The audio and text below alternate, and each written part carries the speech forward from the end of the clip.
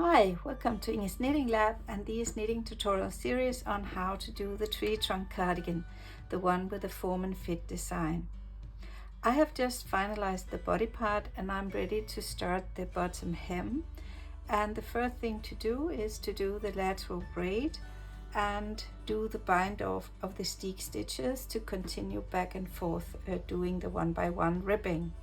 So in this episode I will show you how I do this, what I call the lateral braid bind off here at the Steek stitches, and talk a bit about the characteristic of the carryover of the lateral braid that can or may tease you a bit when you do this.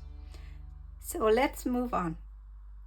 The first thing to do is to change the location of the end around marker here, and I do this due to the inherent characteristic of the lateral braid with this carryover stitch. I will get back to it. So this is the reason why I move this end around marker one stitch to the right, so it's sitting just before the third Steek stitch here in the center of the cardigan. And I changed to new needles, so I use needle size 4mm and it is a US 6. And now I work until this end around here, and then I start my lateral braid, and it will become apparent why I moved the marker. So let's see. When doing the braid, I start knitting 2 stitches and I make sure to knit them in the tip of the needle here, so pointy tips are very handy here. And I do this because otherwise when doing the braid, this stitch coming after the braid may look a bit longer than the other stitches, so it's about doing it as tight as you can here. So I knit the 2 first stitches and now I change the stitches on the needle. So I grab the first one and let the second one go. I grab it again with the right hand needle and I have it in front of the other one. So now I knit this one in the back loop. And here's the first stitch of the braid.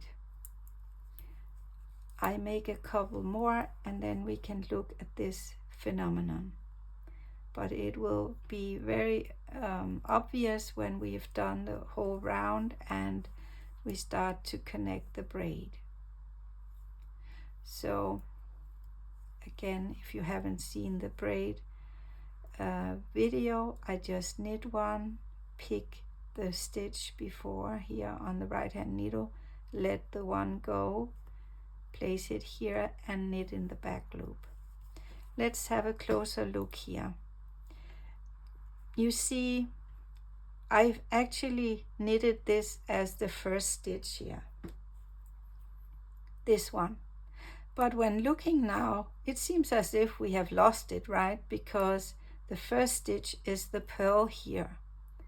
So in order for me to align the 1 by 1 ribbing with the 3 by 1 ribbing later on, I do this. So let me just continue work the rest, and we will meet here when I do the 1 stitch lateral braid bind off for the Steek. I have now worked my way to the final stitch here on the left hand needle before EOR, and this is the center stitch of the 3 Steek stitches. So I will now bind off this stitch and join the lateral braid. But before I do so, let me show you the phenomenon again about the carryover of this lateral braid. We talked about over here that we kind of missed this stitch now because we do the braid. But look here on the other side, here it is, because we carry over this stitch when we do the crossing of the stitches. So here we have the stitch for the purl ridge here, the first one for this stitch, and now we have one for the center stitch, but we also have the center stitch here, right? So this kind of carryover, or we call in Danish forskydning, I will find the, I guess it's shift in stitches. So due to this shift in stitches when doing the lateral braid, we just have to count it into the design. So this is what I will do now. I will bind off the center stitch. So I just knit the stitch and take this one and do a regular bind off like this. And now I want to join the braid because this one will be the missing stitch over here. So I take my crochet hook and I push it through the first chain, visible chain here. I turn the hook, I grab the stitch here from the right hand needle,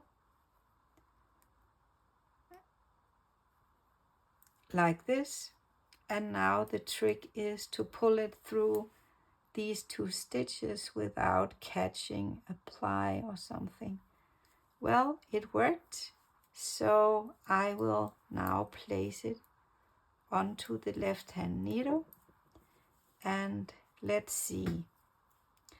Knit, purl, knit, check, knit, purl, knit, check. So now I can continue doing the 1 by 1 ribbing, starting with a knit stitch here. So knit, purl, knit, purl, knit, purl.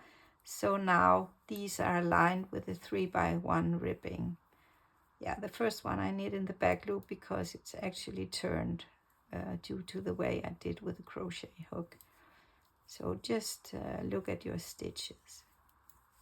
So yeah, I guess I will now do the ribbing, and we can have a look at how to do the modified bind off here. And later on we will steek here and do the cutting.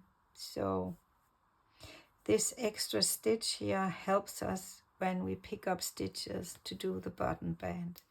I will continue doing the 1 by 1 ribbing here until I reach the point where I start the modified double knitting before the Italian bind off. So this was all for this episode. I hope you found it helpful. Happy knitting with your bottom hem here and braid. Roger and over from Inge's Knitting Lab. Bye bye.